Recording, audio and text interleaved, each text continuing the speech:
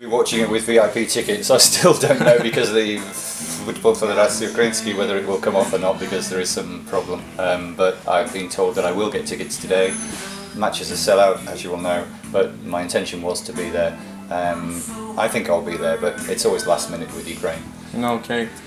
And would you like to meet any Ukrainian commentators in Kyiv or visit some other city to, I don't know, to share experience, to talk? Well, one of the things we're hoping to do is to train football commentators at Mohyla in the future. I don't know whether this will happen or not. I've actually employed some Russian-speaking commentators, one of whom was from Kyiv anyway, for a channel called Eurasia Sports Channel, I think, that was owned and run by Satanta. And so I met a couple of guys there. One Ukrainian commentator is still working for them, I think full-time now from Dublin, where they're based. It's not necessary for me to meet these people. When you travel to different matches around the world, you meet people anyway. I was at Dynamo Kyiv's game in Zagreb last year, so I met some people then.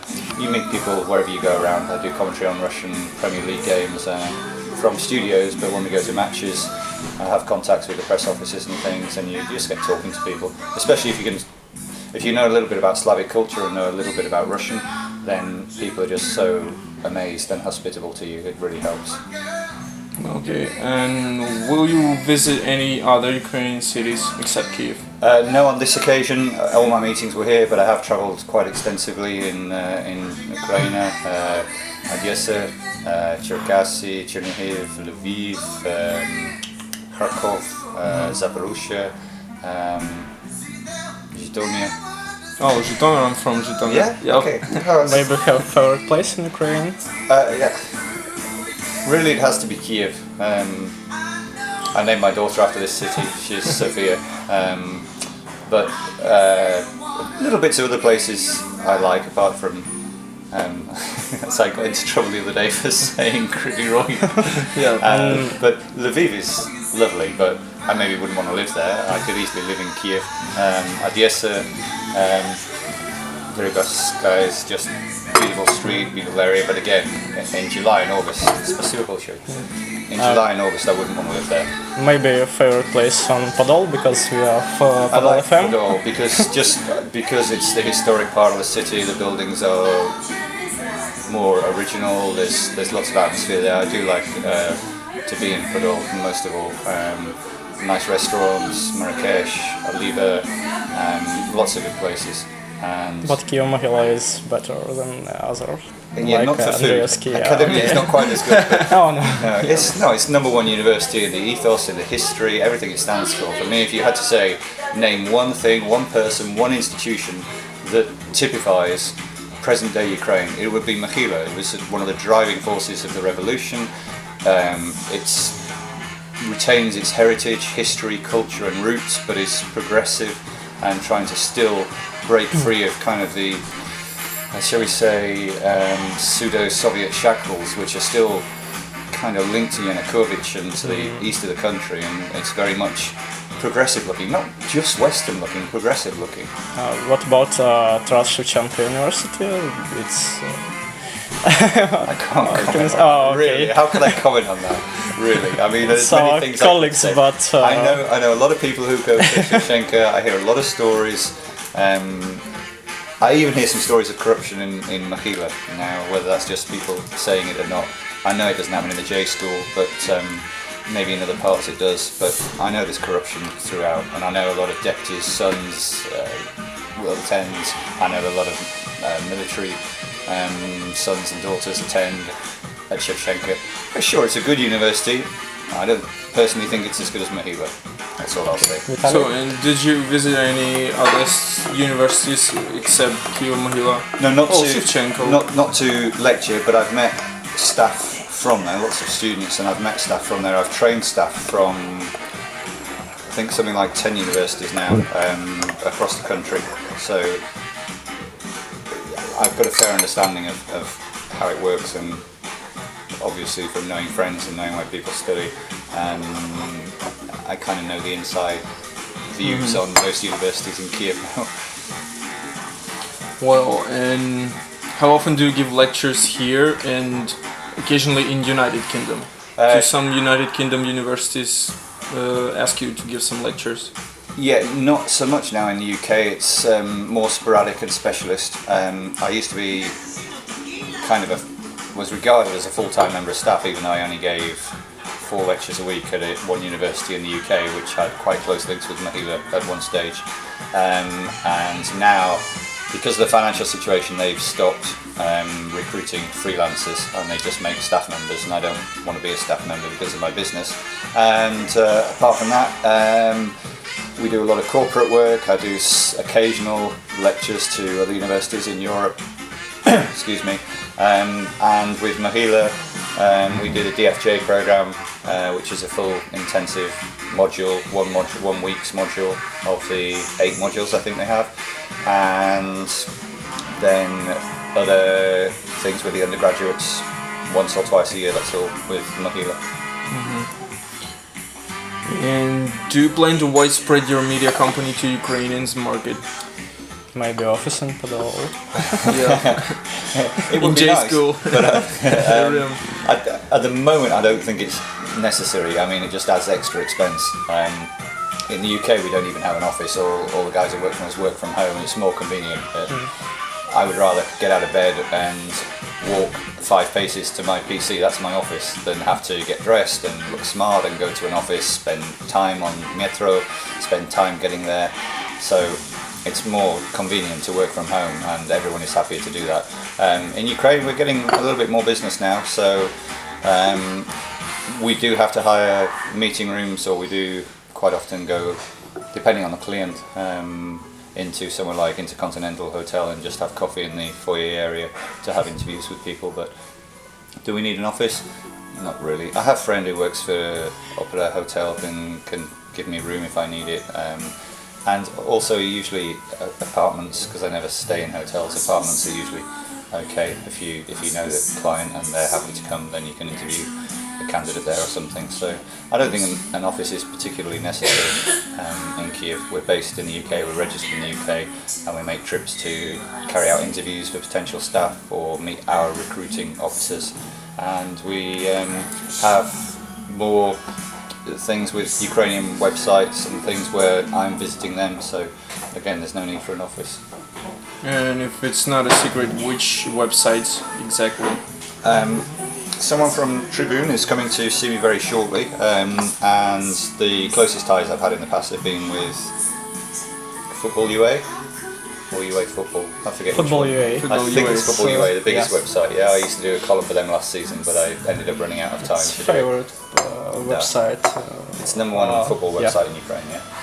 Yeah. So you can look on that and search me, and I've done some prediction of the Ukraine-England game today for them to publish. I think they're publishing it today, so maybe that will be live even now. I answered some questions early this morning. And what did you like most in the visit? Lectures, the city, or some people you met? Meeting friends. It's always the best thing.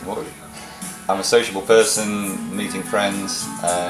It was one of my friend's birthday. I had a crazy night, a place that I swore I would never go to again. I ended up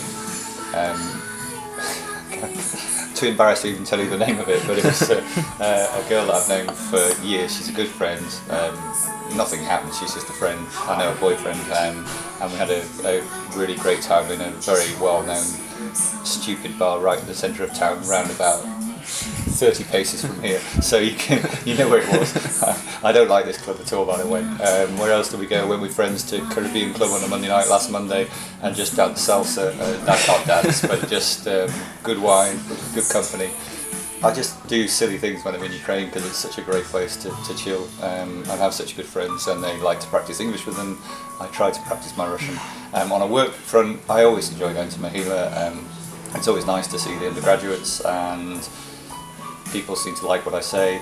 It was interesting for me to listen to other people's lectures and speeches, because it's always good to learn, to compare another person's speech with your own. And maybe I was a little bit happy that I thought, oh, mine was maybe a bit more interesting than some of those. I think you can find a positive in anything, and it's if you're that personality, and I'm a very positive person, so I enjoy what I do. I'm very privileged to be here in one of my top 3 cities in the world, and it just never fails to amaze me. I never know what's going to happen any trip. I make plans, and then my timetable is just destroyed within days because people rearrange, or within hours of landing usually something has changed. And what do you think about students of Kyiv-Mohyla journalist school, and will you come back to our DFJ with some lectures or new? Yeah, I'm back at DFJ in March, I think, trying to arrange with Ruslan the exact dates now, but I think March is looking like it will be then. Students in Ukraine generally, and most people don't believe this, are more hard-working than in the UK. It's difficult because I only work and probably only communicate with probably the top 10% of people anyway, because of Mohyla and because of the kind of friends that would stimulate me. So I have some students who are friends, 21, 22, 23, 24, some people doing masters or PhDs. So it's kind of the intelligentsia anyway. But in the UK, I would see a broader perspective. But I mean, one of the most simple things to explain to my students when they ask the same thing about Ukrainian students is, how is it in Ukraine? I say, well, you speak English, how many other foreign languages do you speak? And these are really intelligent people, and a bit of French, or maybe 1 or 2 people are also specialising in doing a language. And I said, well, these guys already have Russian and Ukrainian at birth. They all have to speak English and pass a test to get into Mohyla anyway. And that used to be enough when I first came to Ukraine to get a good job. Now it's just not, it's just standard. Now you have to speak another language as well to get something. So a lot of people speak German or Italian, or even Chinese or Japanese, a lot of people. So the difference in how much you have to study and what expectations you have are really great. Some of the teaching methods in the university are really poor in Ukraine. Still people just standing and giving the same lecture that they gave 15 years ago without any acknowledgement of the development of society in Ukraine, and particularly the IT side and how things have changed in journalism. So it's trying to get people, we've been trying to educate the teachers and the lecturers to update and how to use more practical things, because it's so dull listening to someone speak, and if you can introduce some practical element, then it makes it far more interesting. So despite obvious drawbacks in Ukraine, the students generally that I've seen are very applied, very focused, and very hard working. And you have to usually work a lot harder to pay for yourself in what's an expensive city, realistically, compared to the average wage.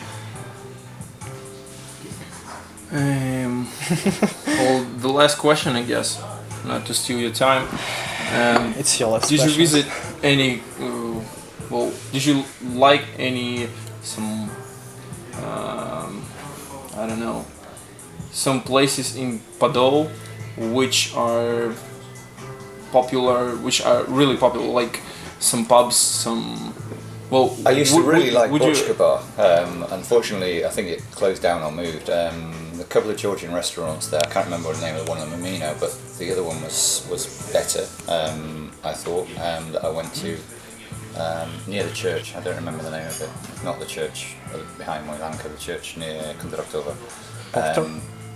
Porter Pub. No, not the pub. Georgian restaurant. No, Porter Bar is okay. It's Mohyla place, classical. Is it? Yeah, it's okay. It's I don't like. What's the bar that's opened? Belfast. It's Irish bar. But Yeah, it's linked to O'Brien's. O'Brien's is not okay, so Irish. No. What else? The restaurants are really good down there. I really like Marrakesh. It's a nice chill out place. I went to Kobazar. I went to most of the restaurants I've been to at some point. I've been going there for 10 years. Some of them have changed and some of them haven't. Oliva is really good, as I mentioned earlier. Tex-Mex place is kind of average. It's not so good. And even one of the half decent hotels I was made to stay in once by Mohyla when they wouldn't pay for my apartment. Podil Palace was okay. Not too bad. People were kind of human. I don't like Ukrainian hotels usually.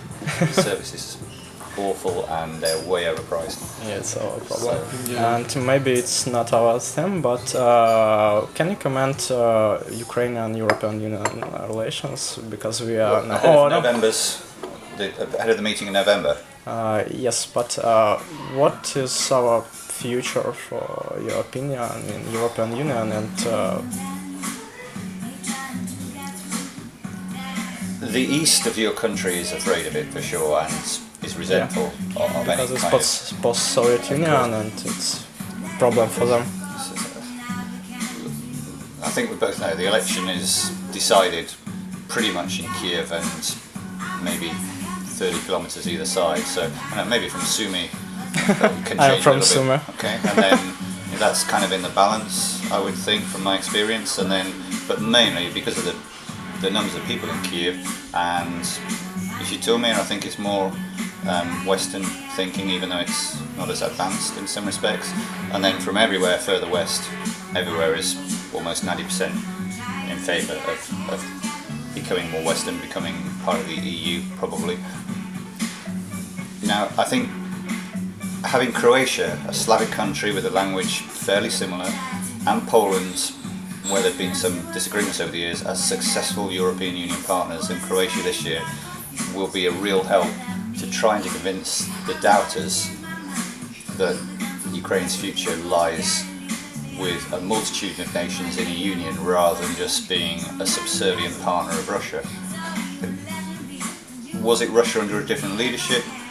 Then I'd be more confident, because there is an obvious bond and so many family bonds between Russia and Ukraine. It's a really difficult thing and I have very passionate views about it, but Putin is just a dictator. He's does some things even worse than Stalin, and people just don't seem to realise, because he came to power when just as oil prices rose. He was very fortunate and the people of Russia think he's a great leader, he's strong. It's just about Syria, people say United States are bad. What has the United States got to gain from removing Assad, a guy who was educated in the West, whose wife was living in London? They sell no arms to.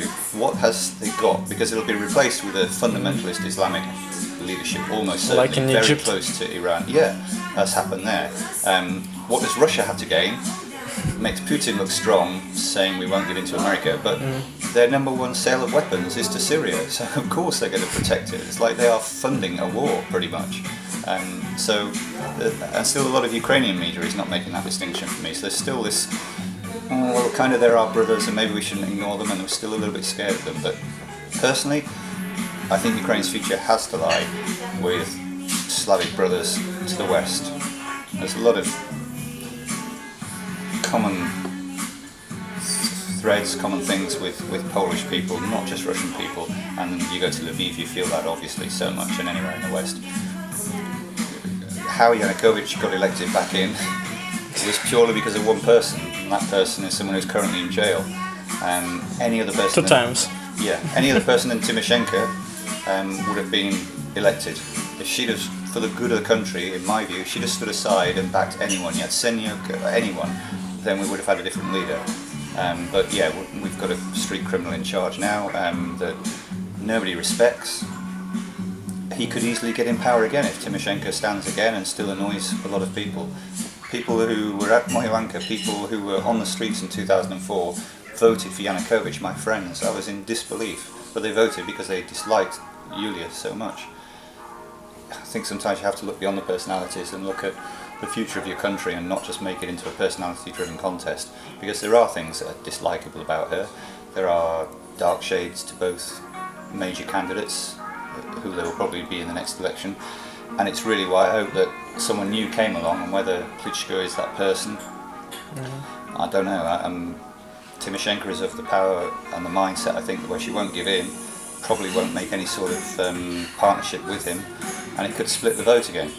At least he'll have a presidential runoff, and surely then one of them will beat Yanukovych this time. But it depends on the presidency, because anything can happen. At the moment, if they get the accord in November, if he releases Tymoshenko, if the EU backs them, and then there's, for the people, the most important thing is visa restrictions are eased and you can get Schengen visas, then the groundswell of opinion will change. But also, people could think, oh, Yanukovych did something really great, and what did Tymoshenko do? So it could work to his favour, and that's the only reason he's doing it. But mentally, emotionally, the future of Ukraine has to be in the West. For too long it's been a subjugated nation, a controlled nation. You are free. Yanukovych hasn't got the power to remove all the freedoms, much as he made a 20-30 member state where there is pretty much equality between nations. It should be something that I think Ukraine should strive for. And what's your opinion of simple Britons about Ukraine and future Ukraine Euro integration, and what it's for them? They know what Ukraine is. In Britain, general yeah. person. General. I would say Americans don't. I think Americans still think you're part of Russia or the Soviet Union. Part of Soviet Union, yeah. But Yeah. I think most British people now do. Not because they're particularly more educated. Because but of Euro or because of football, Eurovision, all these things, they tend to know that Ukraine's an independent country now. If I asked 100 people on the street who Yulia Tymoshenko was or Viktor Yanukovych, then probably maybe 10 may have heard of Tymoshenko but not quite know who she is, and probably 1 or 2 might know who Yanukovych is. Excuse me. So there's not a great understanding of Ukraine heritage, culture. There's not a great interest. The more self-sufficient a country is, and maybe the more powerful it is, the less they care about overseas countries, foreign places, foreign people. Sadly, that's true more so in the US, and even a little bit Russia. You know, Russian population knows a lot less than it used to, I think, about the world in general. And there's lots of misconceptions about London, by the way, still throughout education in Ukraine and Russia. What else? I think people in my country, if asked, should Ukraine be part of the European Union, a lot of people would probably say, no, we've got enough foreigners, why do we need them? But a lot of people would say, if they thought about it and were told the context, yes, we need Ukraine. It would definitely lead, I think, to a more peaceful continent. It would stop any rabble-rousing by Putin and by Russia. And if you explain to people and look at the history and the education of people, I think it's unavoidable to think that Ukraine has so much in common with European people, apart from maybe in the east of the country, and just as much in common or more with the West and with the people of Poland and the mentality of European people now, rather than the mentality of kind of old school Soviet style. But generally most people in the UK aren't particularly educated, and we're not taught about Eastern Europe in our history lessons and things. You're taught about London and Great Britain and the USA and politics, and yes, some things are taught really badly and wrong, but for instance, no one is taught that Stalin killed more people than Hitler. As far as the UK is concerned, Stalin was a bad leader of the Soviet Union, but they don't know about Holodomor, they don't know about persecution of various states, particularly Ukraine. We are not told that because we were the winners and Stalin was an ally, so it doesn't kind of look good to think that we were criticized winners. Yeah, we were helped by a mass murderer.